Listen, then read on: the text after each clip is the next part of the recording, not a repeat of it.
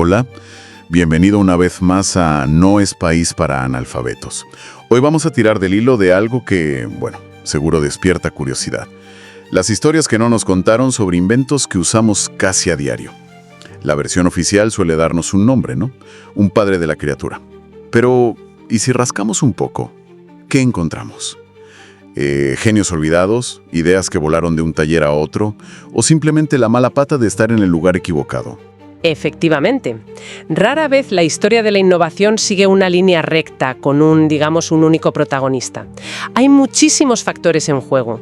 ¿Quién pone el dinero? Si consigues la patente a tiempo, si sabes venderlo, el momento histórico, incluso un golpe de suerte. Hoy, basándonos en las fuentes que hemos consultado, vamos a indagar en las tramas menos conocidas de 7 inventos clave. Y creo que hay sorpresas aseguradas. ¿Suena prometedor? Ok, pues entremos en materia. Empecemos con algo que tenemos pegado a la oreja constantemente. Si lanzamos la pregunta, ¿quién inventó el teléfono? Pues 9 de cada 10 personas dirán Alexander Graham Bell. Pero suena el nombre de Antonio Meucci, un inmigrante italiano afincado en Nueva York. Originario de Florencia, sí, trabajó como técnico teatral allí. Meucci emigró y ya en la década de 1850, fíjate, desarrolló un dispositivo para comunicarse entre plantas de su casa. Era para hablar con su esposa, que estaba enferma, sufría reumatismo. Lo llamó teletrófono. Teletrófono. Hizo una demostración pública en 1860, 16 años antes de la patente de Bell. 16 años. Entonces, ¿qué falló? ¿Por qué Bell pasó a la historia y Meucci, casi queda olvidado? Pues el principal obstáculo fue el dinero. En 1871, Meucci solo pudo permitirse registrar un caveat. ¿Un caveat? ¿Qué es eso exactamente? Pues mira, es importante entenderlo. Era como un aviso de intención de patentar. Era más barato, costaba $10 frente a los 250 de la patente completa. Pero claro, no ofrecía protección total y había que renovarlo y sobre todo convertirlo en patente definitiva. Mi Meucci no pudo. Lo renovó hasta 1873, pero nunca pudo reunir el dinero para la patente completa. La economía, ¿sabes? Y ahí no acaba la mala suerte, ¿verdad? ¿He leído algo más? No acaba ahí. Intentó interesar a la poderosa Western Union. Les envió sus materiales, sus prototipos. Pero después de 2 años mareándole, le dijeron que, casualmente se habían perdido. ¡Qué casualidad! Y poco después, en 1876, Bell, que curiosamente había trabajado en un laboratorio donde, parece ser, se guardaban los materiales de Meucci, pues patentó su teléfono. Pero Meucci lo intentó, ¿no? ¿Quiso reclamar en los tribunales? Sí, acudió a los tribunales. Pero, ¡oh sorpresa!, la documentación clave que había entregado a Western Union, pues según parece, también había desaparecido. No me digas. Murió en 1889, pobre y sin ver reconocido su logro durante su vida. Es tremendo. Es increíble. La típica historia del pez grande comiéndose al chico, vamos. Es un ejemplo clarísimo de cómo la falta de recursos y, de conexiones puede dejar fuera de juego a un inventor brillante. Aunque tarde, hubo un reconocimiento. El 11 de junio de 2002, la Cámara de Representantes de Estados Unidos aprobó una resolución. Ahí se reconoce formalmente la vida y obra de Meucci y su contribución a la invención del teléfono. Pero, claro. Tarde para él. La idea genial necesita padrinos, como decías. De las ondas sonoras a surcar los cielos. Si pensamos en el primer avión, casi automáticamente nos vienen a la cabeza los hermanos Wright. Kitty Hawk, Carolina del Norte, 1903. Pero si viajamos a Brasil o incluso a partes de Europa, el pionero aclamado es otro, Alberto Santos Dumont. Exacto. Santos Dumont era un personaje fascinante. Brasileño, heredero de una gran fortuna cafetera, se instaló en París y se convirtió en una auténtica celebridad por sus experimentos con dirigibles a principios del siglo XX. Ganaba premios, la gente le adoraba. Un dandy inventor casi. Algo así. Luego se centró en aparatos más pesados que el aire. Y consiguió volar, antes o después que los Wright, porque ahí está el lío, ¿no? Técnicamente voló después, pero aquí viene el matiz crucial, la clave de la polémica. El 23 de octubre de 1906, en París, Santos Dumont realizó con su aparato, el 14 bis, el primer vuelo público y oficialmente certificado. Ajá. Certificado por una autoridad aeronáutica, el Aeroclub de Francia. y fue de una máquina más pesada que el aire que despegó por sus propios medios. Sin ayudas. Sin ayudas. Voló unos 60 metros ante una multitud enorme y jueces. No necesitó raíles, ni catapultas, ni vientos fuertes de frente como los Wright. Claro, porque los Wright, el 17 de diciembre de 1903. Volaron antes, sí. Hicieron 4 vuelos ese día, el más largo de unos 260 metros. Pero ojo, fue en una playa remota con apenas 5 testigos locales. Y crucialmente, necesitaron un raíl para guiar el aparato y o bien una catapulta o un viento fuerte constante para despegar. O sea que no era un despegue autónomo puro. Exacto. Y no hicieron demostraciones públicas significativas hasta 1908, 5 años después. Y, curiosamente, también en Francia. Esto nos lleva a un debate interesante sobre qué significa realmente inventar algo como el avión. Claro, plantea una pregunta fundamental en la historia de la tecnología. ¿Quién es el verdadero inventor? ¿El primero que lo logra bajo cualquier condición, aunque sea en secreto y con ayuda externa para despegar? ¿O el primero que demuestra públicamente un vuelo autónomo, controlado y certificado, capaz de despegar sin asistencia externa? Es que depende del criterio, claro. Pues no hay una única respuesta, depende de qué valoremos más. En muchos lugares, sobre todo en Brasil y parte de Europa, se considera Santos Dumont el padre de la aviación por esa demostración pública y autónoma. Una historia que además tuvo un final bastante amargo para Santos Dumont. Sí, muy triste, cayó en una profunda depresión al ver cómo la aviación se convertía rápidamente en un arma de guerra. Era algo totalmente opuesto a su sueño de conectar a la humanidad. Se suicidó en 1932. Cambiamos de tercio, nos adentramos ahora en el mundo invisible de las ondas de radio. Aquí la figura que emerge con fuerza es Nikola Tesla, un nombre que hoy asociamos a genialidad, visión de futuro y, bueno, quizás a cierta injusticia histórica. Sin duda, Tesla, nacido en el Imperio Austrohúngaro, lo que hoy es Croacia, ya en 1893 estaba haciendo demostraciones públicas, demostraciones de transmisión inalámbrica de energía y comunicación. Patentó varios dispositivos que eran la base misma de la tecnología de radio. Su gran sueño era más la energía sin cables, ¿no? Sí, su gran sueño era más la transmisión de energía sin cables a gran escala, es cierto, pero los principios de la radio estaban ahí, claramente definidos. Pero el que se llevó la fama mundial y el premio Nobel fue Guglielmo Marconi. Marconi, italiano, joven y muy hábil comercialmente. Eso hay que decirlo. Presentó su sistema de telegrafía sin hilos en 1896. Lo interesante, y que las fuentes recalcan, es que su sistema inicial se basaba o utilizaba tecnología descrita en al menos 17 patentes previas de Tesla. 17. ¿Y cómo consiguió Marconi la patente clave si Tesla tenía la base patentada antes? Aquí entran de nuevo los factores extracientíficos, digamos.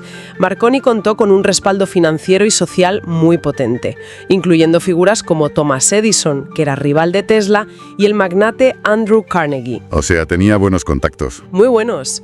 Con ese apoyo y quizás por su enfoque más directo en la comunicación punto a punto, la Oficina de Patentes de EUU le concedió la patente fundamental de la radio en 1904 y al hacerlo revocó una anterior de Tesla.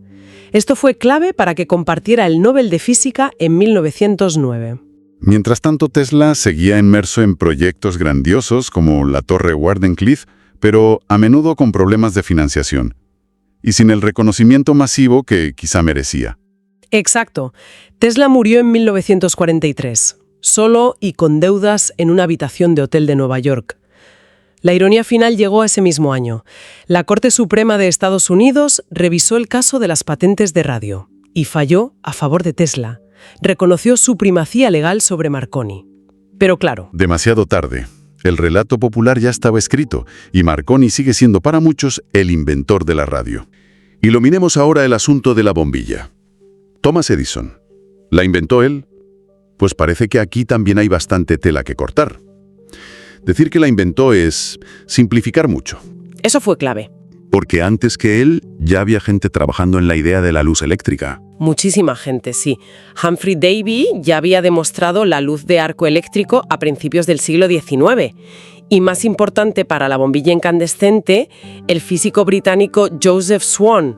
Swan, Ese nombre sí me suena menos. Pues Swan patentó una bombilla funcional con filamento de carbono en 1878, en el Reino Unido, un año antes que Edison en Estados Unidos. ¿Un año antes? Sí.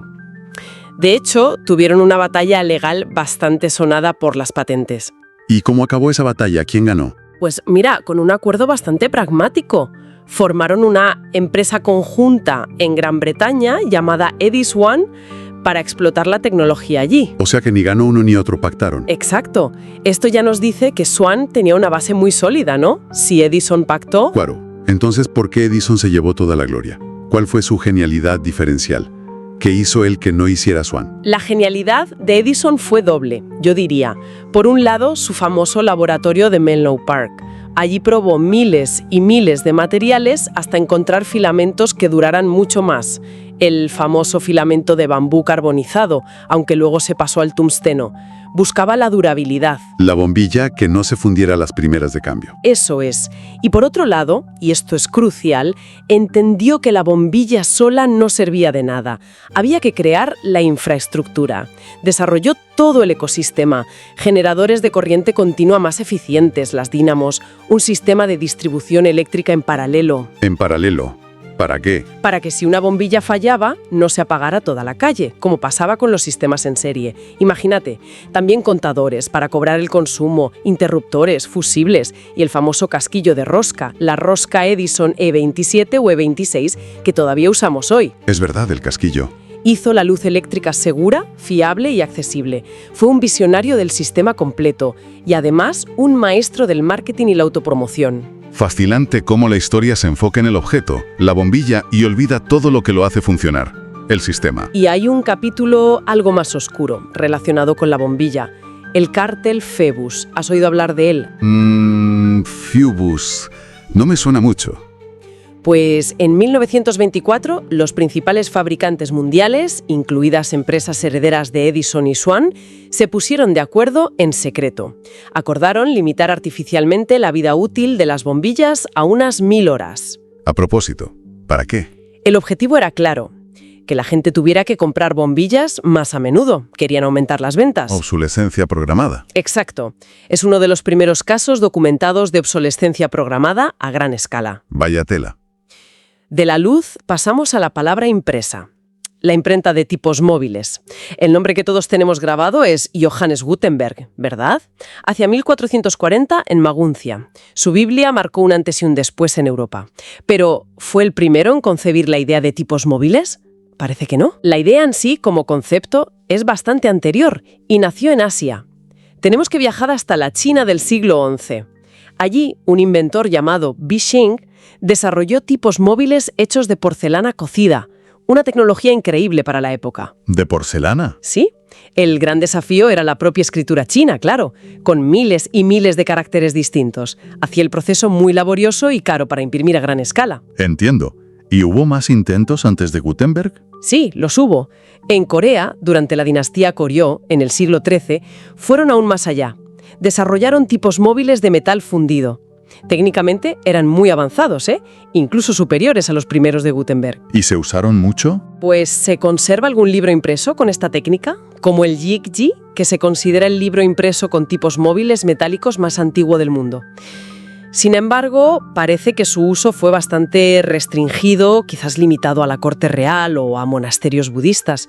No tuvo la difusión masiva ni el impacto social que la imprenta tuvo después en Europa. Sigamos con inventos que revolucionaron la escritura, pero a nivel más personal. La máquina de escribir. Normalmente, se atribuye la invención de la máquina de escribir moderna y práctica a Christopher Latham Scholes.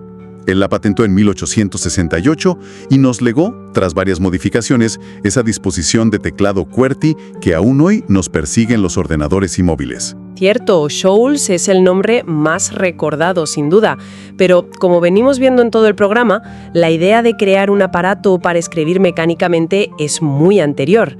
Ya en 1808, fíjate, un italiano llamado Pellegrino Turri construyó una máquina para una amiga suya, la condesa Carolina Fantoni da Fivizzano, que era ciega. En 1808. Eso es muchísimo antes de Scholes. ¿Y se sabe cómo era esa máquina? No se conservan planos de la máquina, lamentablemente, pero sí se conservan cartas escritas con ella. Así que funcionaba. Qué curioso.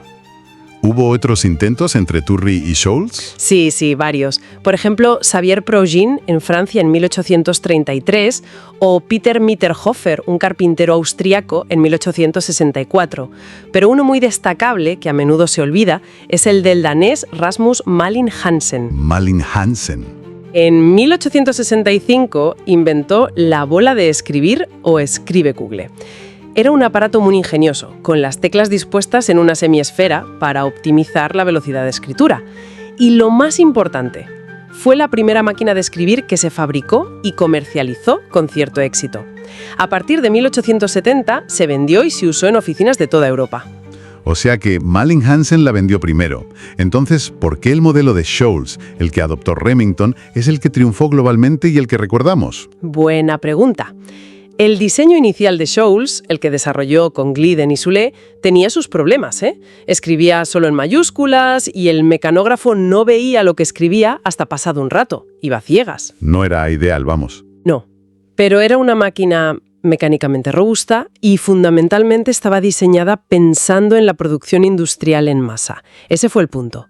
La jugada maestra de Scholz fue asociarse en 1873 con la empresa E. Remington & Sons. Los de las armas. Los mismos. Exacto, los mismos. Fabricaban armas y también máquinas de coser. Tenían la capacidad industrial, las cadenas de montaje y la red comercial para fabricar la máquina de escribir a gran escala. Y distribuirla por todo el mundo. Remington además introdujo mejoras clave como la tecla Shift. La de las mayúsculas. Eso es. Inspirada, dicen, en el mecanismo de sus rifles para cambiar entre mayúsculas y minúsculas. Increíble. Así que, una vez más, vemos que la capacidad de fabricación, la distribución y el marketing fueron tan decisivos o más que la idea original para determinar qué diseño pasaba a la historia. Tristemente, a veces es así. Y concluimos este recorrido por inventos y padres olvidados con la magia del cine, el séptimo arte. Los nombres que resuenan por encima de todos son los de los hermanos franceses Auguste y Louis Lumière. Sus proyecciones públicas con el Cinématographe en el Gran Café de París en diciembre de 1895. Escenas como la salida de los obreros de la fábrica Lumière se consideran el nacimiento del cine como espectáculo público. Son sin duda un hito fundamental en la historia del cine como fenómeno social y comercial. El Cinématographe de los Lumière era además un aparato muy ingenioso. Servía como cámara, impresora de copias y proyector. 3 en 1. Muy práctico. Pero, ¿fueron realmente los primeros en capturar imágenes en movimiento? Aquí parece que también hay una historia previa, ¿no? Una sombra. Un inventor francés, Louis-Aimé Augustin Leprince, que trabajaba en Leeds, en Inglaterra. Él ya había logrado filmar secuencias de imágenes en movimiento. Utilizó una cámara con una sola lente, su modelo MKI, y película de papel perforada de Eastman. 7 años antes. ¿Y se conservan esas filmaciones? ¿Se pueden ver? Sí, se conservan fragmentos muy breves, pero son históricos. Los más conocidos son la escena del jardín de Roundhay. Roundhay Garden Scene. Esa misma, filmada el 14 de octubre de 1888. Aparece en familiares suyos paseando por el jardín. Muchos historiadores la consideran la primera película de la historia. Y también El tráfico cruzando el puente de Leeds, filmada poco después. Técnicamente, Leprince había conseguido capturar la realidad en movimiento años antes que los Lumière o que Edison con su kinetoscopio. Leprince ya trabajaba en la proyección. Si Leprince lo logró antes y tenía la tecnología, ¿por qué su nombre no es tan famoso? Aquí es donde la historia se pone oscura y misteriosa, ¿verdad? Tremendamente misteriosa y trágica. Es una historia de película, nunca mejor dicho.